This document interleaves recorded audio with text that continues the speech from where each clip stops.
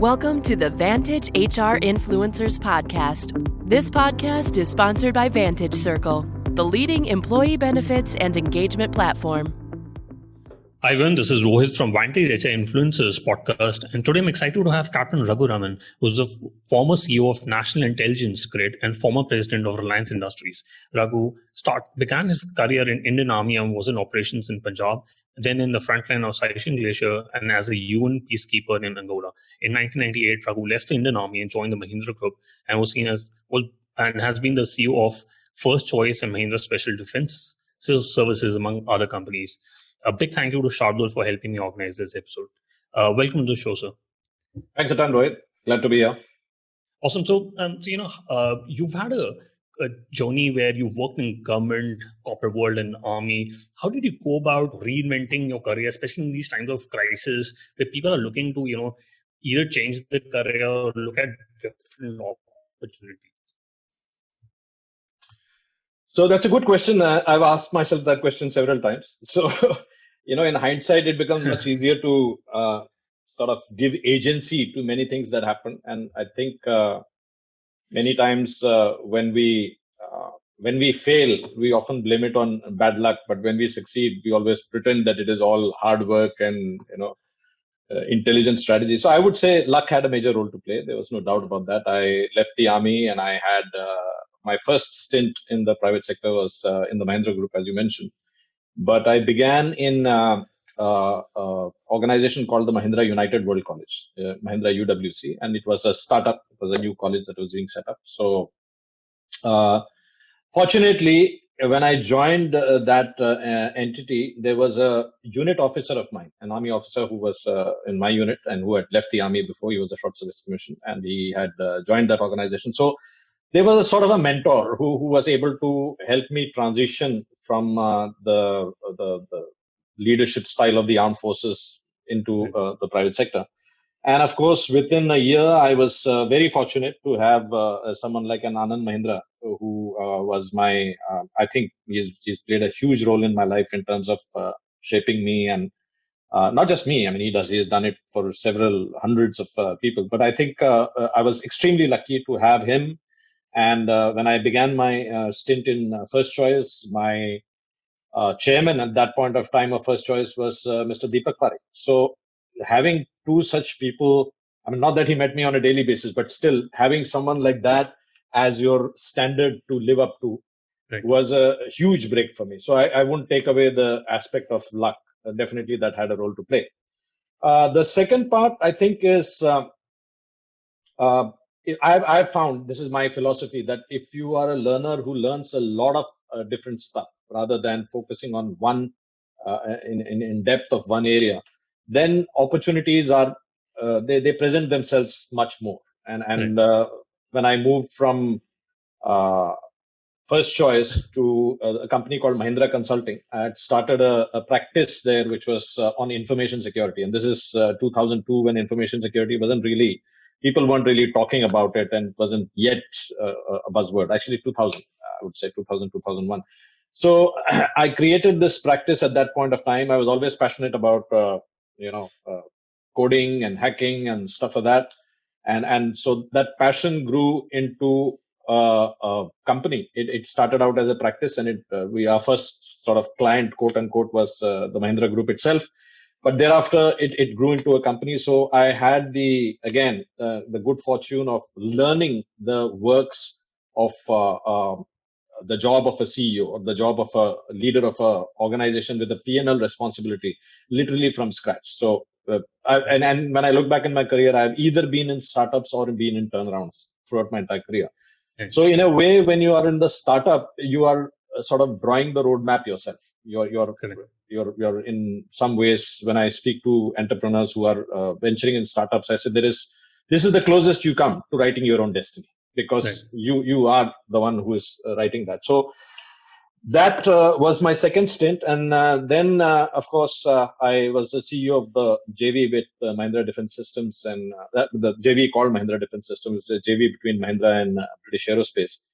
And that was, to a certain extent, familiar territory, because the defense space was familiar to me. And by this time, this is 2008, so about By this time, 10 years had passed, and I had understood the ropes of P&L and managing markets, managing expectations of the investor. I had realized that the CEO's job is equally to manage the board and manage expectations from people I mean, a lot of people think that CEO has it cushy, but obviously that's not true. So you have many stakeholders to manage, and excellent grooming in the Mahindra group. And then, of course, a turning point came in my career with 2611, which happened. It was, of course, completely unexpected. And I moved back into the government to found and raise the National Intelligence Grid. Now, that again was a very challenging, I think one of the most challenging assignments that I've ever done, because we had to create an organization which had the private sector and the government both working together. And that is always a very big challenge, because you have two distinct, I won't even say cultures, but two distinct worlds. And people from two distinct worlds with two different motivators, with two different drivers, and getting that team to, and that was a startup as well. So we were literally building that on a blank sheet of paper from ground up. So I think I would definitely say a lot of mentors played a very big role in my life in terms of shaping me and teaching me stuff that I didn't know, and not just after I left the army, even in the army. Right. And to a certain extent, an attitude of not being specialist in one area, but being more of seeing how you can cross-pollinate ideas from different fields and different walks of life into a unified product or a unified service. That, I think, was one of the lessons I had learned very early, and I was partially successful, I think, in implementing that. And also, I think, to a certain extent, it is about curiosity. So when I started leading marketing for my organization, I had to learn the basics of marketing. I had to learn the basics of advertising. So I would have friends in the advertising industry whom I would literally sit at their feet and say, "Samjha de yaar mere ko, explain how this works to me." And they would guide me in terms of, what books to read, and what movies to watch, what periodicals to read. And I think that's what enables a well-rounded, I would say, education. Education is not just one domain. Education is knowing how that domain interacts with several other domains. So I guess that was possibly few of the reasons why I was able to make that transition. Interesting. And, downsizing is a reality everywhere, not only in India. How can people use this time to upskill and, gather more, skill sets, have a longer career? So, yes, you're right. Downsizing is going to be a reality. I think we are going to see a downturn worse than what we saw in 2008. And as you're aware, in 2008, downsizing almost came up to 30 to 50% in certain companies. So very clearly, that's a very possible reality. I mean, I don't think anyone is debating that. They're just talking about how long it's going to be. It's not whether it's going to be or not. And that's clear. I wish there was a different word than upskill. I wish there was a word called diff-skill, which is different skills. Right. Upskill almost assumes that you need, from your competency level, learn something which is above. And I don't think that's the right way to look at it. The right way to look at it is what I call diff-skill, a different skill. Right. Now, a lot of us, when we think about upskilling, we will take the foundation of what we already know. So, for example, if you are let's say in the software industry, and I'm just using some of the examples from your clients. So suppose you are in a software industry and you believe there is going to be downsizing, and let's say you are downsized for that matter. And you think that, okay, fine, I have been a programmer or I have been a project manager. Now let me get a few more certificates in project management. Right. I don't think that's the right way to look at it, because the world doesn't need that many project managers. That's why you were laid off, right? So if there were 500 project managers needed by the world before the downsizing, and after downsizing, the world needs only 200. So it doesn't matter that the 300 of them learn how to become better project managers. It's not a very good strategy. So I think the strategy there should be to say, what different skills do I learn, right? Rather than upskilling. And that actually could be completely away from your domain. It could be, there's a very interesting anecdote I want to tell you, which I read recently about a professor in Stanford one of the Ivy League schools, I think Stanford, who teaches her students how to do, lateral thinking or out of the box or within the box thinking, whatever you want to call it. And she would tell her students that I'm going to give you $20 and 2 hours, and you've got to figure out a way to make maximum money with these $20 within the 2 hours and present that business plan to the entire Stanford students. Right. Now, a lot of people would think about that $20 as being the resource, and they would say, okay, we'll buy lemons and we'll make lemonades or whatever. And I've done this experiment with some students in B schools where I teach as well, and the answers I get are the same. Samosa banayenge, or we'll make momos. And in 2 hours' time, there's only so much that you can do. But few of the more lateral thinkers, they think about the possibility that the $20 is a red herring. It's something that is going to defocus you because you think that is your constraint. But if you instead said, I've got 3 resources, I've got $20, I've got 2 hours of time, and I've got 5 minutes in front of the Stanford students, in 2 hours, maybe they could call up restaurants and make reservations for the next 1 week and then sell those reservations on that particular day. And that's a completely different, $20 has no role to play. I mean, you're not limited by the seed capital, so to speak, of $20. Right. The truly innovative ones would realize that 5 minutes in front of the Stanford students is possibly worth several $1,000s to companies which are looking to pitch to Stanford students. And they sold that 5 minutes time. Now, the point I'm trying to make with this story, as indeed that professor did, was that very often when we think of the word upskill, we are believing that I'm going to add more layers to my foundation. I'll add another floor to it. So if I was a coder in, let's say, C++, now I'm going to learn a few more languages. Or if I'll learn Python, I'll diversify my repertoire of tools. But they forget that tool man, that worker of that tools, that job is not there anymore. So it's a bit like a carpenter saying that I will also learn how to do varnishing in a world where IKEA has taken over. So there are no jobs for carpenters. So even if you become a better carpenter, you still will be a better out of job carpenter. So I think the mindset change that we need to bring in is different skills and not upskill. And that's a very, very different mindset. It requires a lot of, it requires and I think the time is right because, many of the changes that we see right now, including the fact that we are conversing in a digital environment, were changes that were bound to come. They were going to come. They were going to come maybe next year, the year after. I mean, it's a bit like saying that in good old days, you I don't know if you remember floppy disks, but there was a time when there were floppies. Then there was a time when there was that cassette kind of a thing. Then there was a time when it was CD, and then there was a time when it was USB, and now it's all internet. Now, anybody who is making, let's say, CD discs, can see it coming. It's not that they don't see it coming. So very similarly, I think this reinvention of the world was something that was going to happen anyway. But just like frogs sitting inside, slowly heating water and it boils and they don't realize it, I think, and of course, I'm not trivializing it. I know a lot of people lose their jobs. Many people will lose their lives and many companies will go under. But any such churn is actually a great opportunity for people to reboot themselves. And it happens. Sometimes when your computer becomes really slow, your phone becomes really clunky, one of the best things to do is to just reformat it back to factory settings, reload the software that you want to, keep the data that you want and reinstall that, and it just starts moving much more quickly. And I think this pandemic, despite its negatives and huge number of negatives and a lot of bad things that is done to people, one of the things it definitely affords us is to take that reboot step and take a completely a major step. And paradigm shifts are always, as I say, paradigm shifts are 6 feet ditches. You need to make a 6 feet leap. You can't say I'll cross a 6 feet ditch by making 3 2 feet leaps. It doesn't work that way.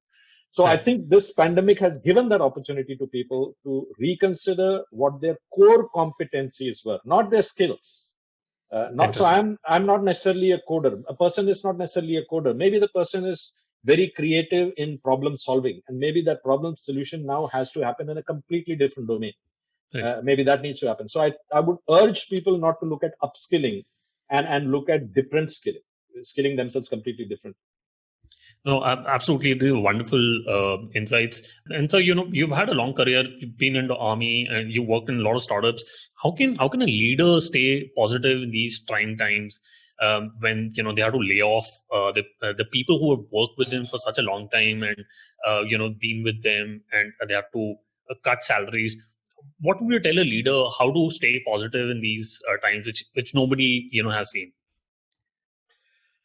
So, I mean, there are two guiding principles which possibly could help not just leaders, but everybody, but definitely leaders. The first guiding principle is the leadership, the mantra of the leader. For example, or not for example, but a leader's job, first and foremost, is to the mission, is to the organization and the entity, and making sure that stays afloat.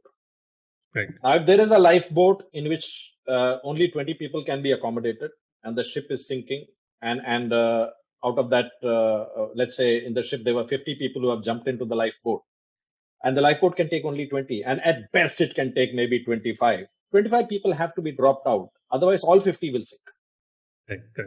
So I think the first and foremost responsibility of a leader is towards the mission, and to say the mission has to succeed, which loosely translated means that the company entity has to survive and it has to thrive.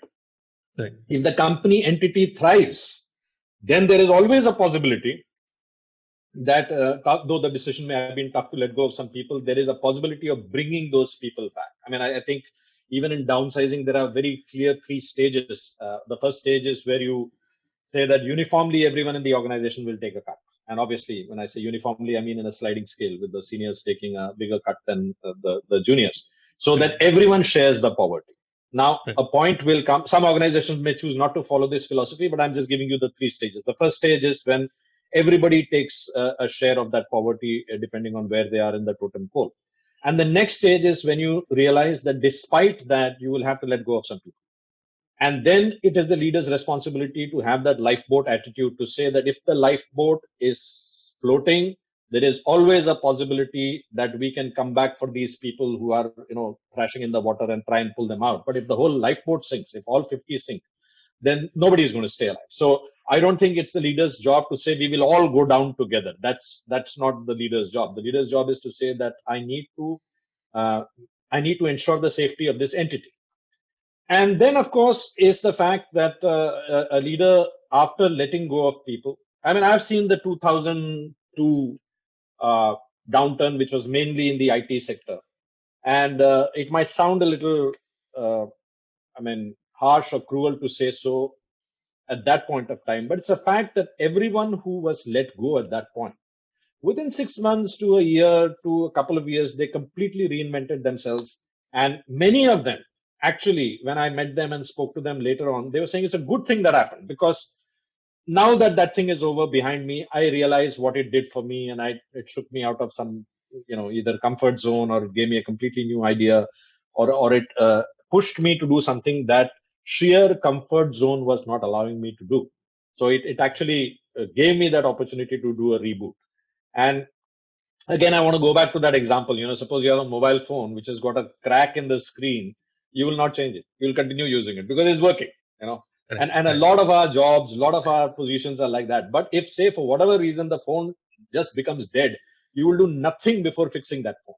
So it's a bit like that. So I think if a leader understands these 2-3 paradigms, that firstly, his first effort or her first effort should be to try and share the poverty with everyone, so that it is not focused on a very small group. And secondly, despite that, if downsizing has to be done, then to again judiciously look at how people can be let go, furloughed, sent on leave, or whatever, so that the remaining unit has a fighting chance and is able to fight that survival battle, thrive, and then at some point in time say that when we start rehiring, the first right of refusal goes to people whom we had to let go. And that's possibly the response. We must remember, a leader also has a responsibility to the shareholder. His responsibility is not just to the employees; it's also to the investors. It's also to the people who entrust that ship with the captain and say, "You have to sail this ship." Now, if there is a disaster in that ship, there are challenges which come. Her first responsibility is to ensure that she is able to bring the ship to the shore in whatever shape and form, even if it is in a part limping form. And I think that is the aspect that we must keep in mind. So CEO's responsibility is not just towards the employees, it's also towards other stakeholders. So being very nicely put, that a leader has to save the company and make sure the cash in the bank and in the company's books. And so you've been in the as I mentioned earlier, also in the government and the corporate world and the army for 30 years. How would you assess the biggest risk which is facing organization and enterprises, especially when it comes to security and So I have to tell you this, I've been asked this question. I mean, I've been in the field of risk and security for 3 decades now. And I've been asked this question a zillion times, that what is the biggest risk to our organization? I've been asked this question by small organizations, by big organizations. And usually they expect that I'm going to come out with something like, it's going to be security related, it's going to be terror attacks, or it's going to be a bomb going off in the airport, or it's going to be, I don't think those are risks that organizations need to worry about, because we saw 9/11. After 9/11, most of the companies that were affected, they just shook it off and started again, and some actually emerged stronger. Same thing happened with 26/11. None of the companies that were affected by 26/11 folded. It wasn't like Taj or Tata Group folded or Oberoi's folded. None of that happened. That is not the biggest risk. The biggest risk to organizations is, I believe, I've spoken about it at length. I think there are these 3 diseases that are actually killing organizations.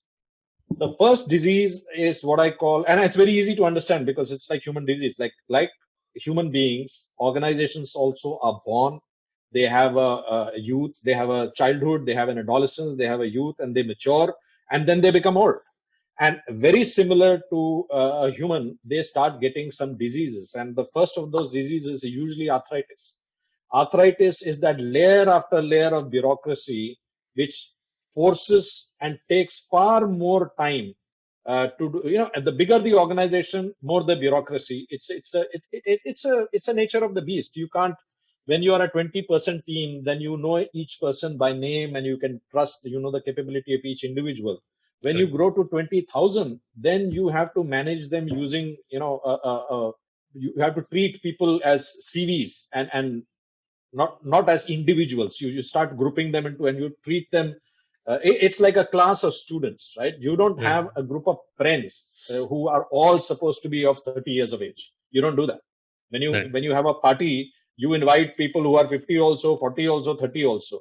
But like in a class, you say that everyone who is of this age has to be in this class.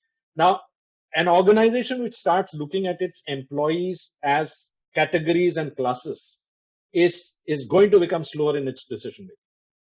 And eventually, arthritis is best symbolized by that old man who knows how to do it, who can do it, who's done it in the past. But right now, it takes him so much of time to do it that nimbler and faster competitors, they actually do it much faster. And there are tons of examples about it. And I don't want to repeat the stories of a Kodak or a Polaroid or a typewriter company because it's been done to death. But essentially, that is the first disease, which is this bureaucracy and the arthritic way in which organizations function. The second, I think, is cardiac coronary hardening, to put it in a different way. I think as organizations grow and they become bigger, they start becoming managed by platforms. Everything is a platform. And I think your organization is a great example, because at the end of the day, you are providing the services or staff on demand, and you are taking away a lot of the non-core services, as many companies like to call it. But to my mind, it is not non-core. A person wanting to get a reassurance that I'm valued by the company cannot be reassured by a website which tells him that how many leave he's got and how much of bonus he's entitled to. It doesn't reassure him. So to a certain extent, I think organizations need to be aware that while they are in a pursuit to be smart, they should not lose heart. And that is something that also happens in organizations. And third is, of course, organizations have Alzheimer's. They forget their past glory. They forget the mojo they had at one point of time. They forget the can-do attitude, the risks that they would take.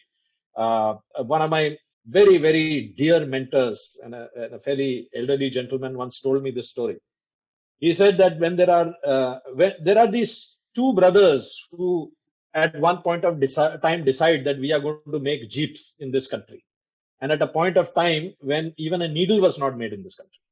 And those two brothers would go to UK and figure out how to make a Jeep. They would buy an assembly line, they would bring it back, they would put it somewhere for the first time, get workers, train them on how to make it. And that spirit of entrepreneurship suddenly creates that company which makes Jeeps. And when that company makes Jeeps and they're making more and more of them, they need managers to manage it, and then they hire managers.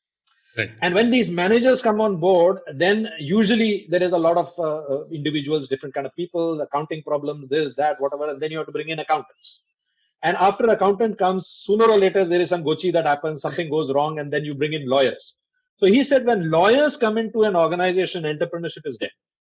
Because entrepreneurs operate with a hope for success and lawyers operate with the fear of failure.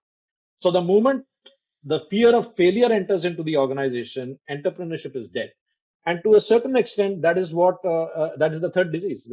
An organization forgets its glory and forgets the fact that it took those really major punts in their early stages, and now they become so careful that they are not. They get into what I call a zero error syndrome.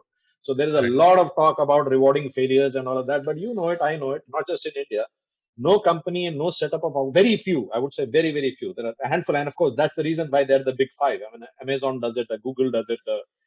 Some of these companies do this. They actually encourage failure. We usually pay. In my experience, I've consulted with several organizations.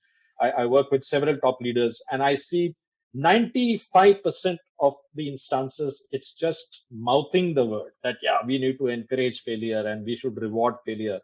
But most of them are actually looking at a zero error syndrome. So I think these are the three big risks. It is not a terror attack. It's not a hacking attack. You tell me one company that has folded because their data has been lost. I mean, how many companies, including tier one banks, including the Pentagon, has been hacked and data has been taken out? Did that company fold up? It never folded up. Yes, it went to a downturn. Yes, it got hit badly. Yes, its share price dropped, but it didn't fold. The folding of a Barnes and Noble or of a Polaroid or a Kodak doesn't happen because of these issues. It happens because they can see competition doing it in front of them. But like that arthritic man who, even when he sees an nimbler opponent doing something fast, he or she is not able to do it. And those are the risks that I think strategic leaders need to worry about much more. And this churn will definitely create, I mean, you've seen that already. I'll give you two examples. The valuation of Zoom is today more than the top 7 airlines.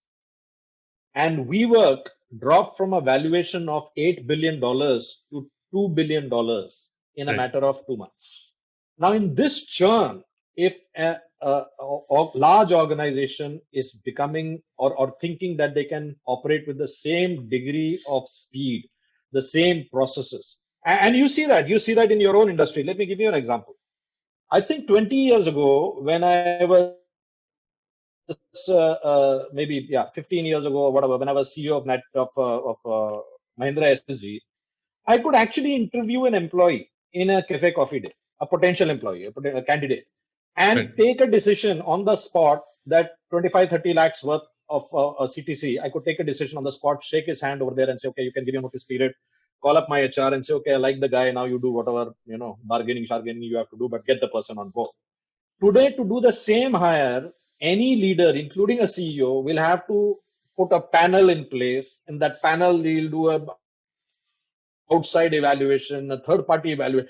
The decisions that could be taken in a month's time now take 6 months, right? No. It is this bureaucracy and this arthritis, which everything happened. The VUCA acronym is finished now. Now the acronym is RUPT, which is rapid, uncertain, paradoxical, and tangled. Now in that environment, you cannot say that I want all the T's to be crossed and all the I's to be dotted. That organization will die.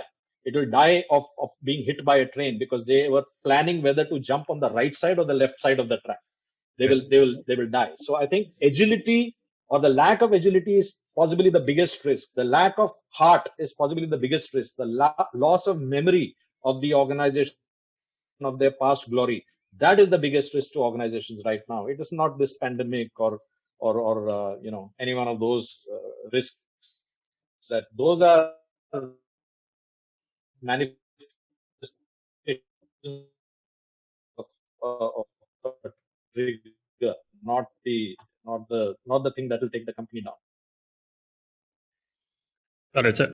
In last 2 months, you would have surely spoken to a lot of leaders who are trying to lead their companies. How can a leader lead a company effectively in a remote situation? When he's not able to physically see. And what I presume is in the coming few months, a lot of companies would see only 25 or 50% of the workforce coming back to their offices. What are some of the ways where leaders can, even if they can't physically meet their employees, can lead the organizations in a more effective way? Rohit, this is a question that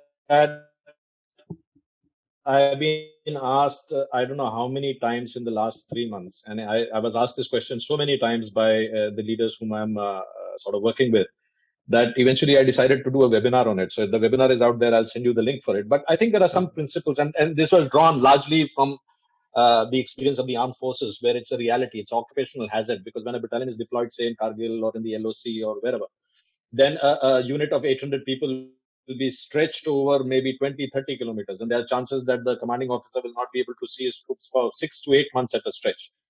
So there are certain elements in leading remotely which are very, very different from our normal leadership. So let me give you a few examples. So for instance, if you were to do a real physical meeting, which is what happens in corporates, we spend a lot of our time doing meetings. Now, a typical meeting, let's say scheduled for 12 o'clock, people will probably come in at 11:50, 11:55. You will meet a counterpart of yours, say from finance, and you will be able to have a chat with him about some issue that is stuck, or that some proposal that has to be cleared, or someone will come up to you from another entity and talk to HR and say, 2 of my candidates. So you had the opportunity to get a lot of work done on the sidelines of that meeting. Right. Secondly, even in the meeting, let's say while the CEO is speaking, there are side conversations that can happen. Thirdly, let's say the CEO is addressing the group, or let's say another VP is giving a suggestion or an idea or a concept. The CEO can look at the faces of the team of the VP and get a sense whether the team buys into the story or not, surely by body language. You can actually have a scan of the room. I mean, I've done it all throughout my career. Whenever someone is presenting, I look at the faces of everyone else to see what is their reaction, what is their body language. Now, all those tools of leadership have been taken. So in many ways, the entire protocol of leadership has to change. So if people believe what they used to do in the real world, they are going to supplement that or just transfer that to Zoom or to WebEx or whatever. It's not going to work, because it's that paradigm is different. This paradigm is different. Now, right. For instance, when we are doing a webinar or a web conference or a con call or whatever, it obviously is encapsulated a version of the real thing. In the real world, you would have a meeting which runs for 2 hours, sometimes for 2.5 hours. It will stream into lunch when you're doing that. In the virtual world, you have to give a very fixed time, and usually that time is 1/3 of what you would have accorded for it in the real world. So right. It's truncated. Now, if in the real world you had that much of time, you also had opportunity for everybody to voice their input or give a suggestion. In a virtual world, what happens is, because you have truncated it, and because we are now communicating in what I call simplex communication. Communication consists of 2 models, so to speak. One is duplex, where multiple people can speak at the same time or can interject, or simplex, which is typically what happens in web conferences, where only one person is speaking and everyone else is listening. Good. The organizations will typically go into what is called a totem pole kind of so the senior most person will speak, then the next one will speak, then the next one, and towards the end, when about 2 minutes are left, the CEO will usually in his or her magnitude say, okay, fine, anyone else has got any. Now let's say a junior person has a point of view, he's unlikely to be able to voice that. And when you do not allow opportunities for juniors to voice their thoughts, ideas, and observations more than anything else, you are losing contact with the ground, because it is the junior-most people who are there on ground. They are the ones who are in contact with the customer. They are the ones who are seeing customer behavior changing way, way, way before the people in the ivory tower can. Now, unless we introduce those kind of protocols, so increasingly I encourage CEOs I work with to actually set aside about 10 minutes and at random, and inform them earlier, inform that out of all the juniors at random, I'll be asking one or two of you to speak for about 5 minutes. Now that forces everyone to be prepared and everyone has to be on their toes, and you give them an opportunity to voice something which is possibly going to be extreme. I'll give you an example of how I have seen this in my own career. At the time when we were leading, when we were creating NatGrade, privacy, at least in our heads, wasn't such a big issue, right?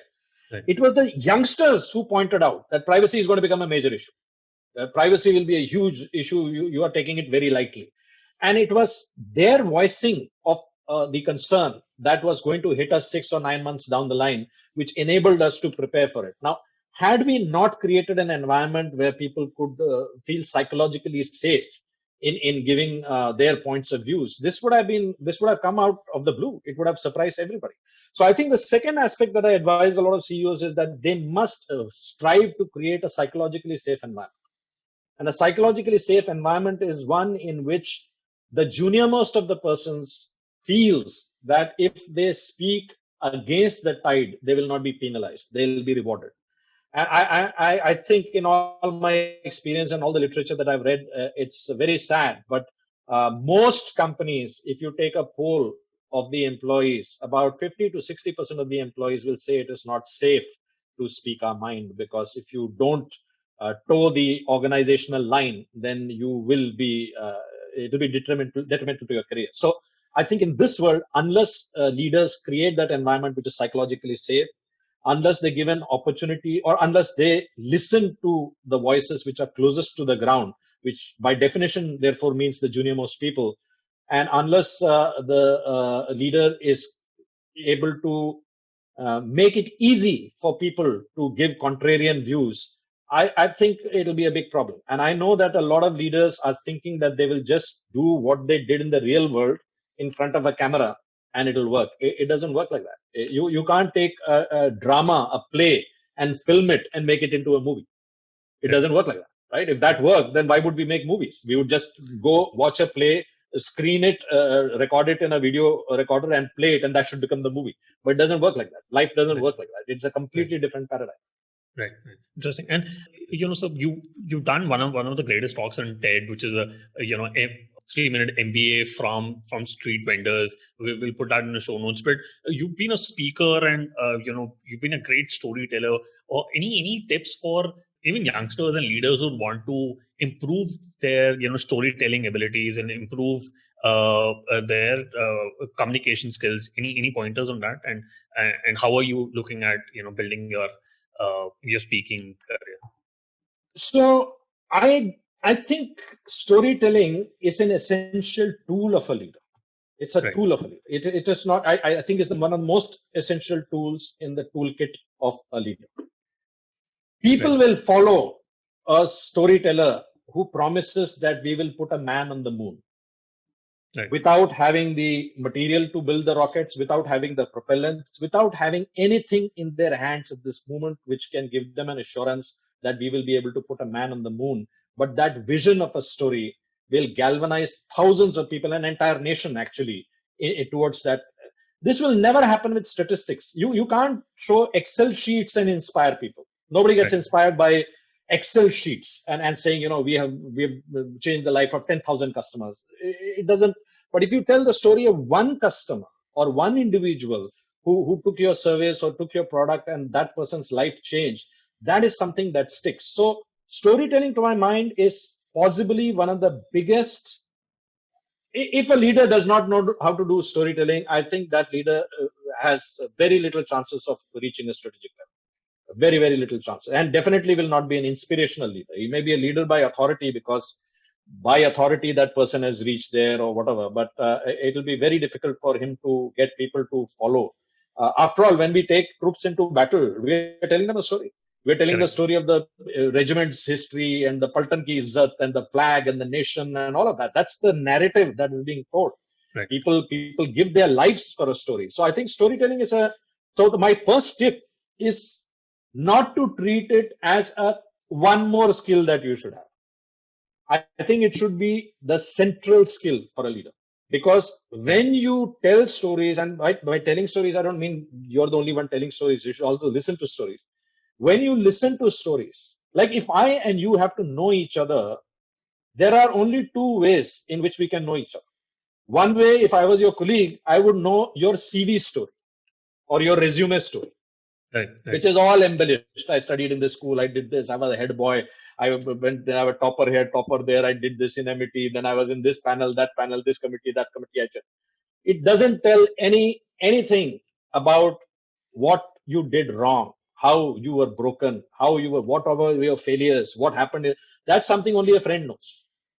Now, the other way to build that team and to build that bond and to build that culture is to encourage an environment where people are telling their own vulnerable stories. And one of the best ways for a leader to do that is actually to begin by sharing that vulnerability. So that talk that you refer to is the 32-minute MBA. It takes every management principle that is taught in B schools, including your school, and shows how the same lesson can be learned from the street vendors. It encourages a person to say that look in the world around you as a world of learning. Don't think that learning will only come from Philip Kotler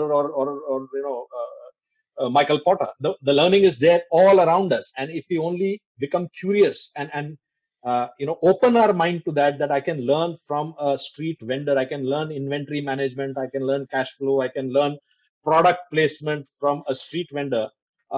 It actually is leadership by storytelling and story learning, and I think that's my first tip. That it should be central to a leader's capability and a leader's ability to tell and actually craft stories. Telling story is not that important.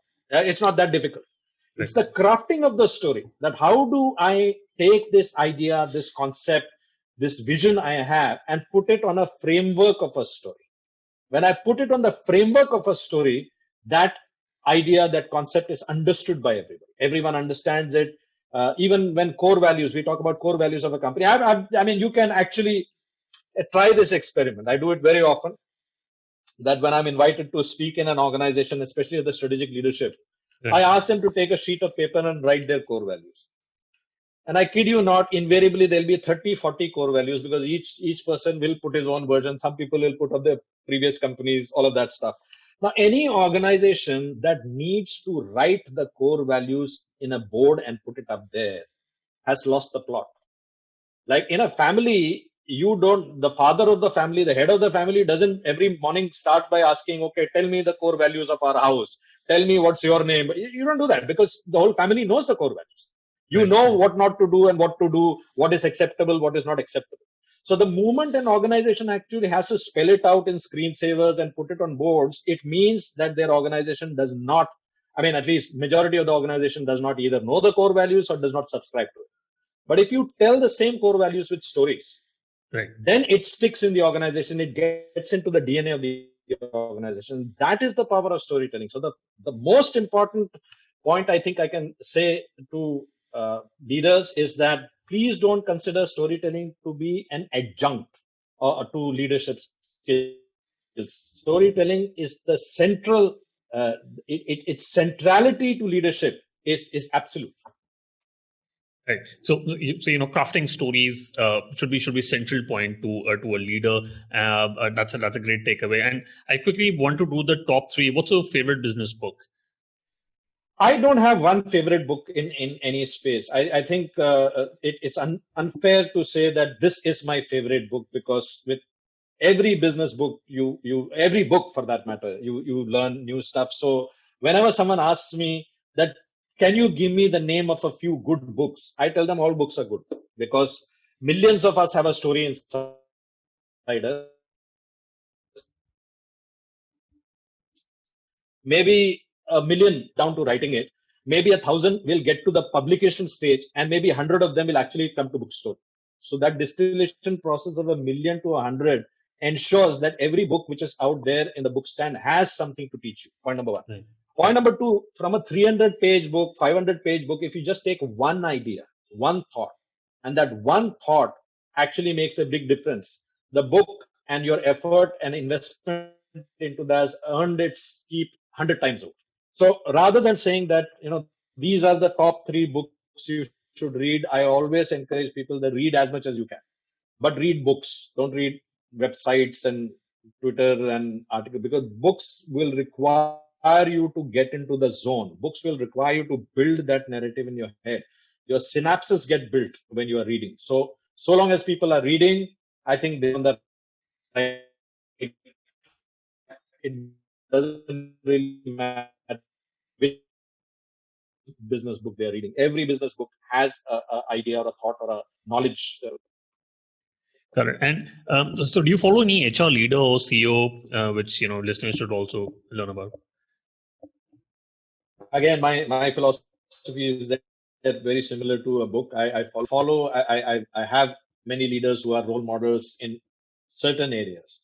So if I would say that I work with, let's say, Mr. Mukesh Ambani, I would look at him in terms of the ability to dream big, the ability to think in a massive manner, in the scale. If I look at someone like an Anand Mahindra with whom I work, I would look at his ability to spot talent. And once he has spotted talent, give them a free hand to do. So every leader has some great things you can learn, and also bad leaders. You can learn. Actually, I think you can learn more from bad leaders. Yeah, because let's say if somebody told you, okay, I admire, Sridharan, Mr. Sridharan, who set up the Delhi Metro as the leader, and I want to emulate what he does. He wakes up at 4 o'clock every morning, does an hour of yoga, studies Bhagavad Gita, does all of this stuff. You'll have to do all of that. But let's say there is a leader who you have come across who's extremely abusive, or who demands work out of you, says, I want it by today evening. And when you send the mail with that work, he doesn't respond to that for 4 days. And when you question him, what happened? Oh, yeah, I have not seen it yet. You know what not to do. And very often, knowing what not to do is a much easier way to climb up the leadership path and to emulate what to do. So I think in our ecosystem of learning from role models, we should have a good set of role models whom we can learn from what to do and from some what not to do. And I think that'll be a more comprehensive way, rather than following one individual is more of a cult. It's more of a fanboy stuff. And I don't believe any human being can stand on the crucible of being right in all dimensions. It's not possible. It's just not. Right. I mean, Winston Churchill, who won the Second World War for Britain, was sacked within months of the war ending. So and he has his own sort of downsides. And he's done some great stuff, but he's also done some. So I don't think we should. I personally don't think an individual should be the one we should follow. It should be a set of individuals and set of their skills, their competencies, their mindsets, their philosophies that we can learn from, rather than just following one HR leader or one business leader or one political leader for that matter. Correct. And so do you have any one piece of advice which you want to give to young HR leaders who would want to, build their careers in HR? I think I believe very often I have come across HR professionals who have forgotten that their customers are the employees, not the management. Right. Interesting. And I would give the only piece of advice I would give to HR leaders is that they should not forget that their main customer is the frontline employee, point number one. Right. And point number two, they should be courageous. HR, the role of an HR is to be the voice of the employees, not voice of the management. And very often I have come across a lot of HR professionals who have got it the other way around. They believe that they are the voice of the management rather than voice of the employees. And so long as HR professional or any leader for that matter, it's not. I don't think HR is the prerogative only of HR professionals. To my mind, the human resources and managing humans is the responsibility of every leader, and most importantly of the CEO. I've always believed that. I believe that HR is a CEO responsibility. It is not a HR professional's responsibility. But I think an HR professional needs to also have courage. Needs to have the courage to tell the truth. Needs to have the courage to be able to maybe even put in her papers if the suggestion or what is being done is not right or not correct. And I know that may be affecting that person's personal career adversely at that point of time. But I think in the long run, a person who fights for the rights of the employees, not rights, but fights for the, how do I put it? Fights from the viewpoint of the employee, representing the employee's concern. That, to my mind, is possibly one of the only things an HR professional needs to do. Everything else will fall in place. All right. And so what is the best way people can reach out to you and know more about you? I have a website. It's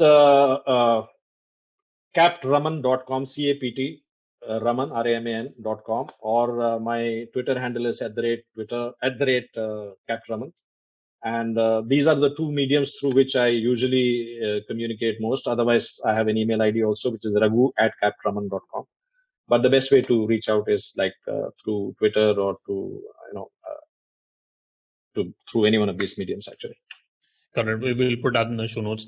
Thank you so much for taking our time, sir. Thanks, spending your time with us. Really enjoyed speaking to you. Same here. All the best for your other podcasts also.